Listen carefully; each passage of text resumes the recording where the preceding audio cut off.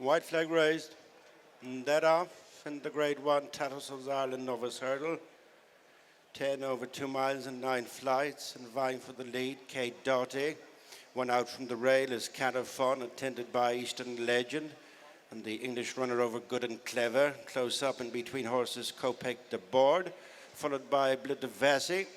And then Redemption Day, in the blue cap is Winnie Hill, and then Sea of Sands, and dropped out by 3 lengths at the back of the field is Karniquet.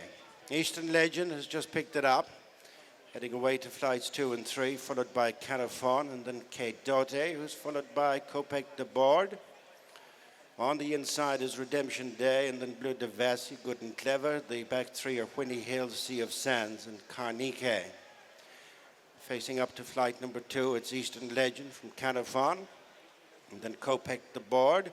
To the inside is Kate Doughty, who's followed by Redemption Day, and then Good and Clever, and Bleu de Vassy next. Karniquet joins at the back, both Winnie Hill and Sea of Sands. Flight 3, second one away from the stands, Eastern Legend. Kate Doughty hit that hard on the inside. Eastern Legend joined by Cat of Fun as they make the bend 10 furlongs from home. Kopek Des Bordes is up into third ahead of Kate Doughty, and they're followed by Good and Clever. And in between horses is Bleu de Vassy and then Redemption Day as they continue to make this bend into the back straight. Cat of Fun just picks it up from Eastern Legend, break of a length, to Kopek Des Bordes, a clear running third, disputing the fourth, Kate Doughty and Bleu de Vassy. Those two joined by Good and Clever. And then Winnie Hill, Redemption Day, is retreating back through the field, is followed by Sea of Sands, and Karniquet is trailing once more. Heading for flight number 4, little between Cat of Fun and Eastern Legend, followed less than 2 lengths back by Kopek Des Bordes. And then Kate Doughty, as they clear that first one in the back straight, Sea of Sands blundered. Cat of Fun and JJ Slevin almost joined by stable companion Kopek Des Bordes. And Paul Townend, Eastern Legend, relegated to third under Keith Donoghue, followed towards the next flight, having passed halfway, by Kate Doughty, and then Good and Clever and Bleu de Vassy. For the jump, and into it together, Cat of Fun and Kopek Des Bordes, losing its rider, Eastern Legend. 3 left to jump. Up quickly is Keith Donoghue. Matching strides, Cat of Fun and Kopek Des Bordes, followed by Kate Doughty, Good and Clever. Bleu de Vassy next with Winnie Hill and Redemption Day, and then Karniquet and Sea of Sands knocked back to last as they turn off the back straight. 2 flights left to jump. And pressure's a little between Cat of Fun and Kopek Des Bordes. A couple of lengths in front of Kate Doughty, who's just back into third out of Good and Clever. And then Bleu de Vassy, Winnie Hill, Karniquet next on the outside, then Redemption Day and Sea of Sands. Kopek Des Bordes has gone on with the loose Eastern Legend for company. Good and Clever improves on the outside of Kate Doughty, dropping back Cat of Fun, closing is Karniquet in the white cap, slightly hampered as Eastern Legend ran out of the way, Kopek Des Bordes, but turns back for home 3 clear from Kate Doughty, and then Karniquet on the outside of Good and Clever. Cat of Fun falls back, then Sea of Sands and Bleu de Vassy, Redemption Day. Dropping right out of contention is Winnie Hill, but it's Kopek Des Bordes doing this very easily, racing inside the final quarter with 1 flight left to jump. And the Grade 1 Tattersalls Ireland Novice Hurdle, it's Kopek Des Bordes well clear at the final flight and winged it. Is second Karniquet, and then Good and Clever, Kate Doughty. They're well stretched out inside the final furlong. We're looking at a good one here. It is Kopek Des Bordes extending his unbeaten run to 3 wins in the Tattersalls Ireland Novice Hurdle. Another Grade 1 for Paul Townend and Willie Mullins. Hard held second is Karniquet, Good and Clever in third. Well, we've seen any number of good performances here already at Leopardstown over the day and a half that we've had so far, but I think that has to be right up there.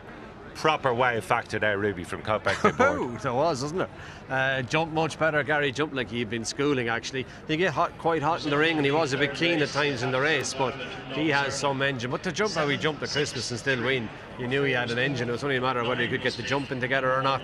And I thought he jumped really well today. Bit of a scary moment across to the second last when Eastern Legend, who was loose, ran out, and Paul had to manhandle him back into the second last hurdle. But some very excited owners there, and if that fella didn't excite you, I think you may give it up. Yes, the McCarthy family in County Cork runs under the Monabeg Investments Limited banner.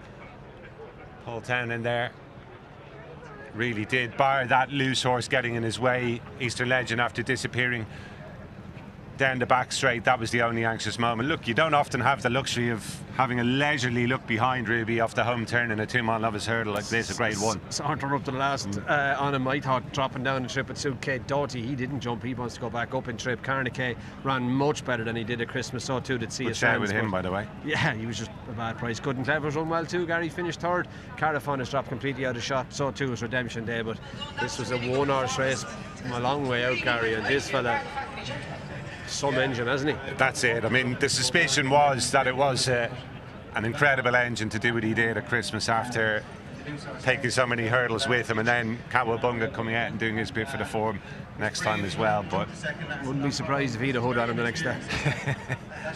So he could be even better. He's big, he's raw, he's immature, but he has some engine in fairness to him, and he jumped way better today, much better.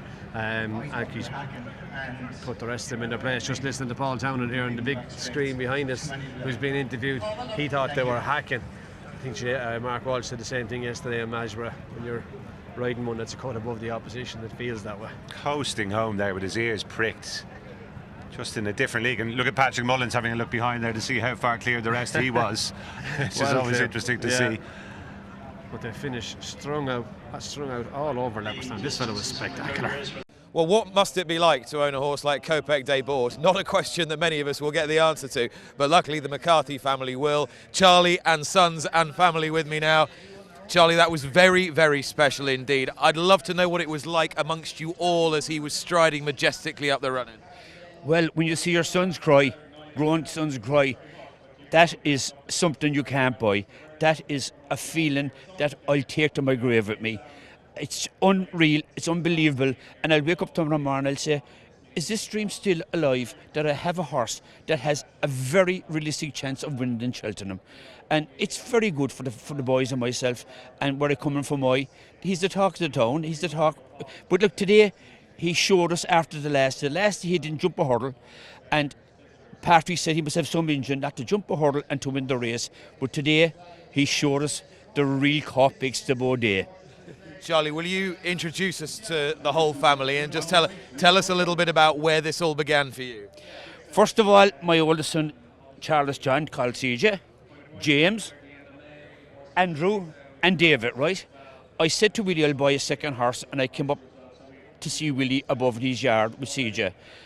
The minute I saw Kopek Des Bordes, it's like a dream. I said, that's the horse. And this is hard to believe. Willie said to me when I bought him, that was in July last year, I'll win the George Myrna sales bumper. He said, which is a £100,000 race, I'll win that on Easter Sunday. And that he did. I went on the Monday Maiden Hurdle, and over here today, enjoying every minute of it. And look, the crowd here, it's fantastic. It's special. Yeah, very special. Yeah, it's great. For the family, it's unbelievable. Very good. And CJ, are you all as bitten by the bug as each other? Yeah. Is this something that you've all shared forever? Oh, definitely. Because of Dad, we always had the kind of love for the racing. That's great. It's a family thing too. It was a family connection, family day out, spending it with Dad, getting to see him. He always wanted a winner at Cheltenham, and now it's on the cards. And who was in the most floods of tears after the race? All of them. I was lucky I held back myself because I know I'd have to give an interview and I didn't want people to see me crying. But it is tears of happiness and joy. That's what it really is. And we're so proud to own that type of horse. We have a second horse in training. He's not that bad. Chosen Witness, yeah. And he's won 3 or 4 races with Willie. But look, we're in cloud 9, and we hopefully will come down before Cheltenham, get our feet back on the ground, and really it's a dream come true. I hope your feet are never on the ground, Charlie. Congratulations. And thank you very much.